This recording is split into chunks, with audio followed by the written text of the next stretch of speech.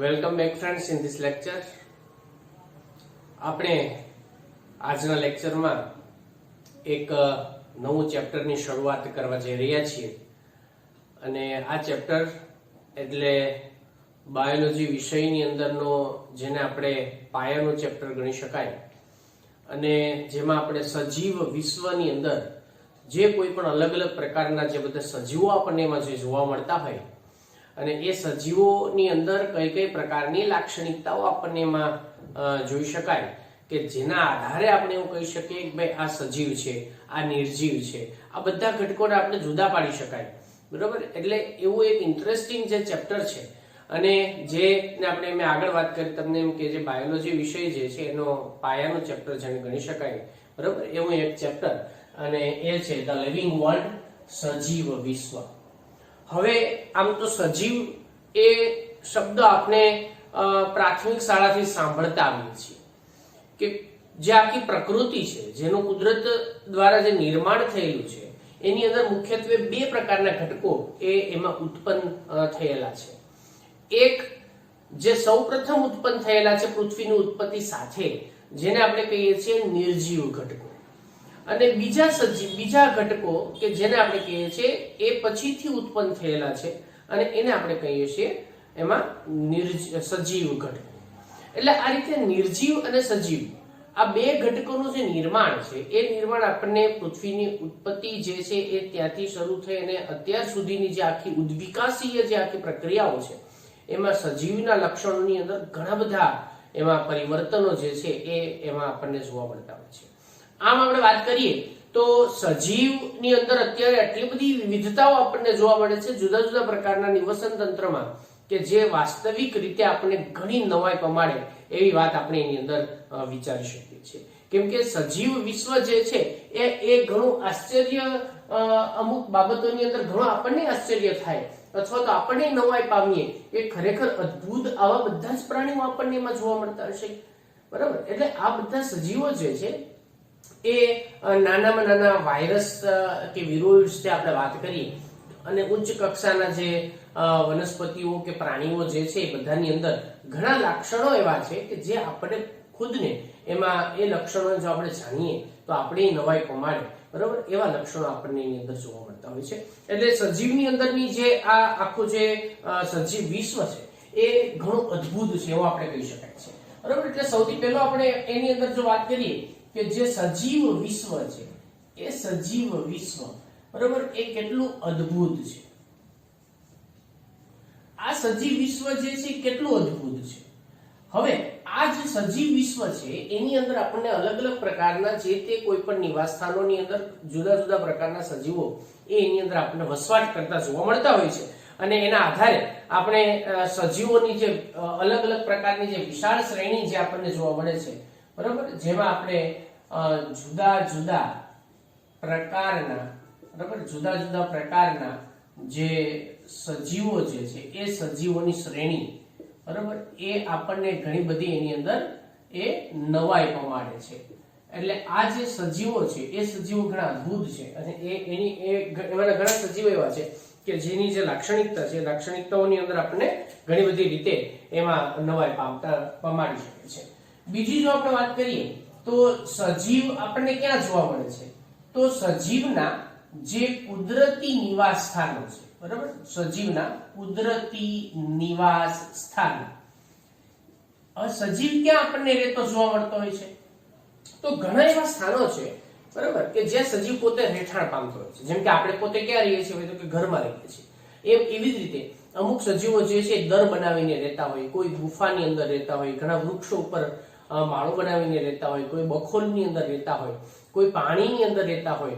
બરાબર? એટલે આ રીતે સ્થળચર જળચર એવા ઘણા બધા સજીવોની અંદર આપણને એમાં એના જે રહેઠાણો છે એ નિવાસ સ્થાનો જે છે બરાબર એની અંદર આપણને ઘણી વિવિધતા જોવા મળતી હોય છે. તો એની અંદર જો આપણે વાત કરીએ તો સૌથી પહેલા તો ઘણા સજીવો એ આપણને એમાં જે બરફ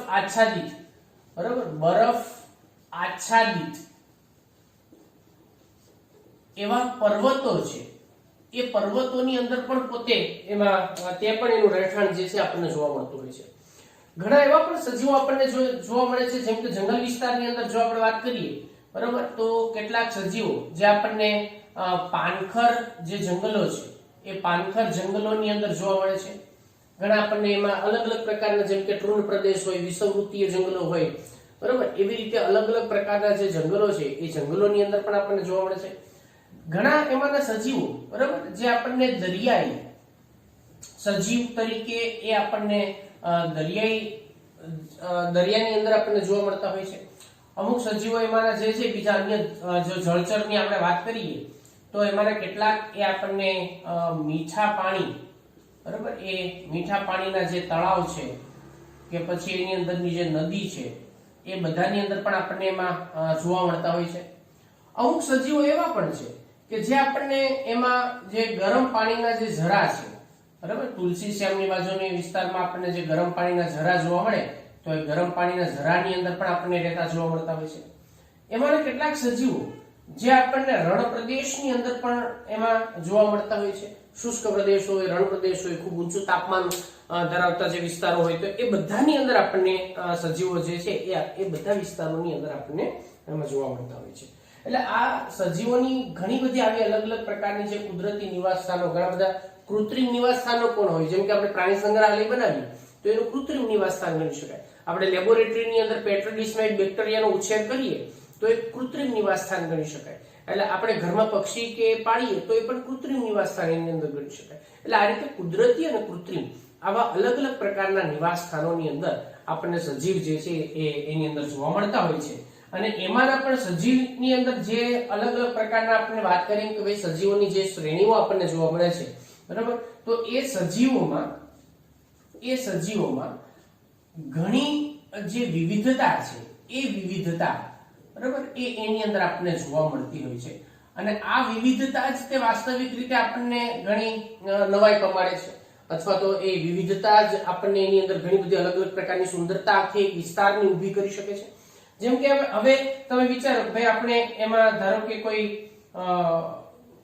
જંગલ વિસ્તારની અંદર ગયા હોય, ગીરના જંગલમાં ગયા હોય તો સિંહ જે છે એ ત્યાંનો આપણને નવાઈ પ્રમાણે અથવા તો ત્યાંનું જે જોવા મળતો મુખ્ય પ્રાણીઓમાંનું એક દુર્લભ પ્રાણી છે.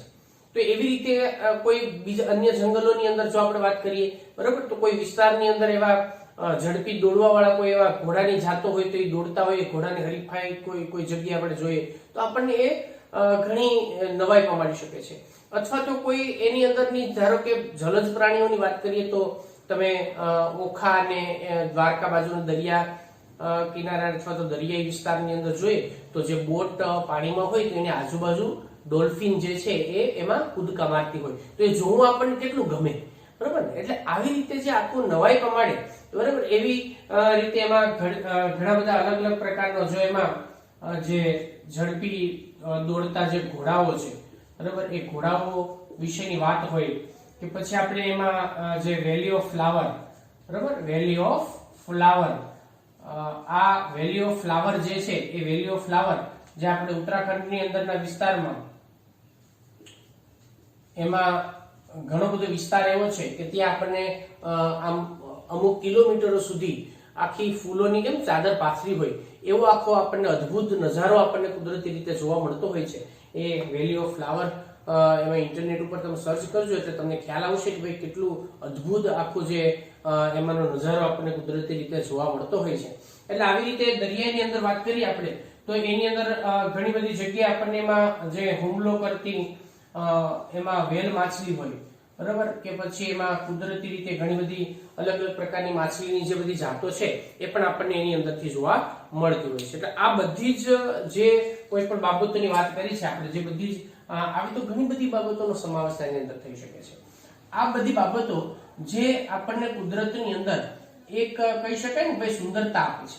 અને સુંદરતાની સાથે સાથે બીજું કે એ જે વિસ્તારની અંદર જે રહેતા સજીવો છે એ સજીવો પ્રત્યે આપણને કઈક એક આદર ભાવ એક ઉભો થાય કે આની આપણે કાળજી રાખવી જોઈએ, આનું આપણે જતન કરવું જોઈએ, આની આપણે એનો જે વ્યવસ્થિત રીતે એનો ઉછેર કરવો જોઈએ, અથવા તો આ દુર્લભ જાતિ છે, નાશપ્રાય જાતિ છે, એને બચાવવી જોઈએ. તો એક એના પ્રત્યેનો આપણે જે આદર જે છે એ પણ અથવા તો એક જે સુંદરતા જે છે એ પણ એની અંદર આપણને જોવા મળતી હોય છે.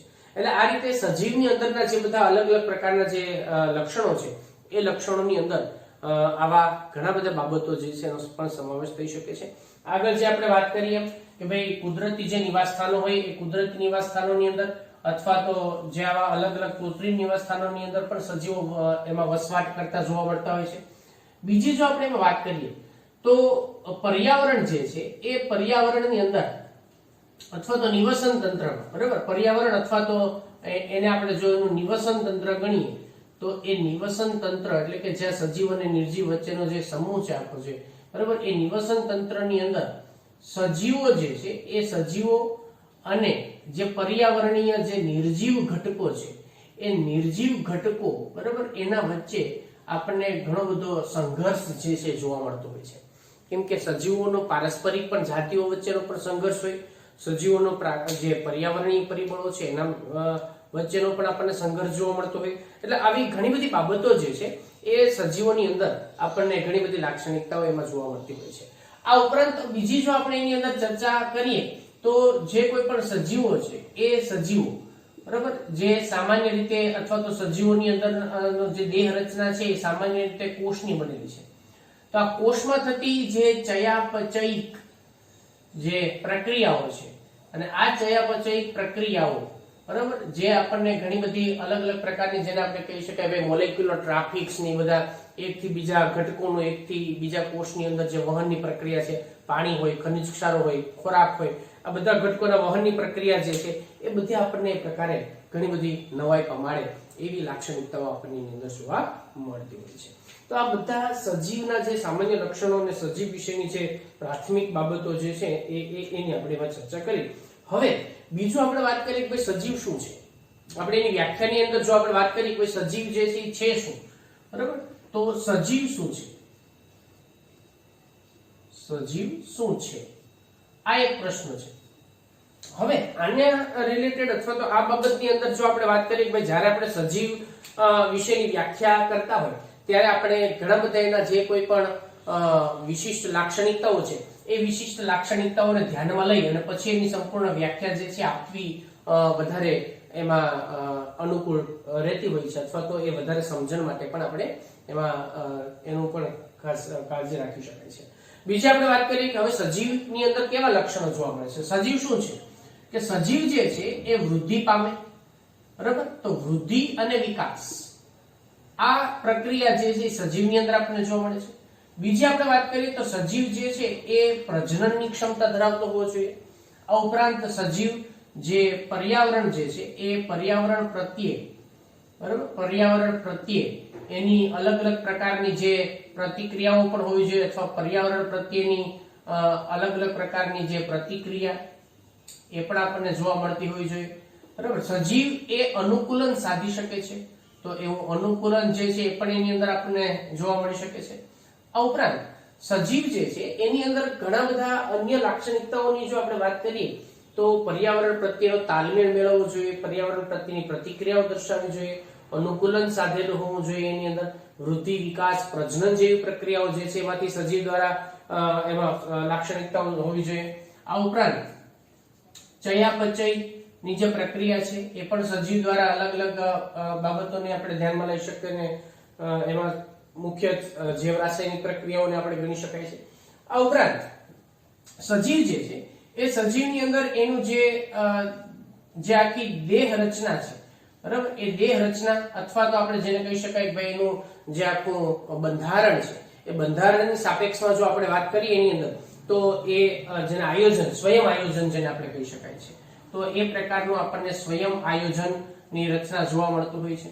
આ ઉપરાંત એ સજીવ જે છે પોતે સ્વયં જનન એટલે પોતે એમાંથી પોતાનામાંથી તે નવો સજીવ ઉત્પન્ન કરવાની જે ક્ષમતા છે, બરાબર, અને સ્વયં જનનની પ્રક્રિયા જે છે એ પણ એની અંદર આપણને થતી જોવા મળતી હોય છે. આવી ઘણી બધી અલગ અલગ પ્રકારની પ્રક્રિયાઓ છે કે જે આપણને સજીવની અંદર સામાન્ય રીતે આપણને જોવા મળતી હોય છે. એના આધારે આપણે એવું કહી શકીએ છીએ કે બધા જ સજીવો જે છે એ સજીવો કે જે આ પ્રકારની સામાન્ય પ્રક્રિયાઓમાંથી પસાર થતા હોય, બરાબર, અથવા તો આ પ્રકારની સામાન્ય લાક્ષણિકતાઓ જેની અંદર જોવા મળતી હોય એને આપણે શું કહીએ, એને સજીવ તરીકે ઓળખવામાં આવે છે. એટલે આવી રીતે સજીવની જે એક સામાન્ય એક વ્યાખ્યા, બરાબર, સજીવ એટલે શું, તો કે સામાન્ય આપણે એમ કહી શકીએ કે સજીવ એને કહેવાય જેમાં જીવ હોય. એ તો ડેફિનેટલી એ તો છે જ તે કે સજીવ કોને કહી શકાય આપણે કે એક જીવ હોવો, બરાબર, જીવ હોવો એ સજીવનું મુખ્ય લક્ષણ છે. તો એટલે એવું નથી કે ભાઈ મૃત્યુ પામેલો હોય તો સજીવ ન કહેવાય, પણ મૃત્યુ એ પણ એક તબક્કો જ છે. એટલે સજીવ જે છે એ મૃત્યુ પણ પામતો હોય છે. એટલે સજીવના જન્મથી લઈને મૃત્યુ સુધીની આખો જે જીવનની અંદરનો જે આખો ઘટનાક્રમ છે એ ઘટનાક્રમ એની અંદર આપણને આવી અલગ અલગ પ્રકારની લાક્ષણિકતાઓ જે છે એ લાક્ષણિકતાઓ સંબંધિત આપણને એની અંદર જોવા મળતો હોય છે.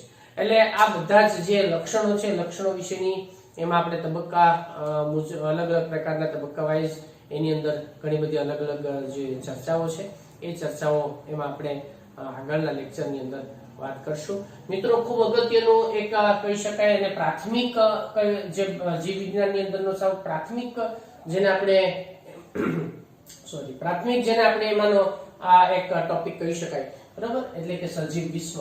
અને એક અદ્ભુત આખી જે કોઈ પણ કુદરત દ્વારા જે નિર્માણ કરેલી જે દુનિયા છે, બરાબર, જે આખું વિશ્વ છે એમાં જે છે કોઈ પણ સજીવોની અંદર કયા કયા પ્રકારની લાક્ષણિકતાઓ જોવા મળતી હોય, સજીવોની અંદરના જે વર્ગીકરણ ને બધું કેવી રીતે કરવામાં આવે, એની અંદર કઈ કઈ પ્રકારની બાબતોનો ધ્યાનમાં રાખવી જોઈએ, કયા નિયમોને ધ્યાનમાં રાખવા જોઈએ, તો આ બધી જ બાબતો જે છે એ આપણે એની અંદર એક પછી એક લેક્ચરમાં ડિટેલમાં ચર્ચા કરતા રહેશું.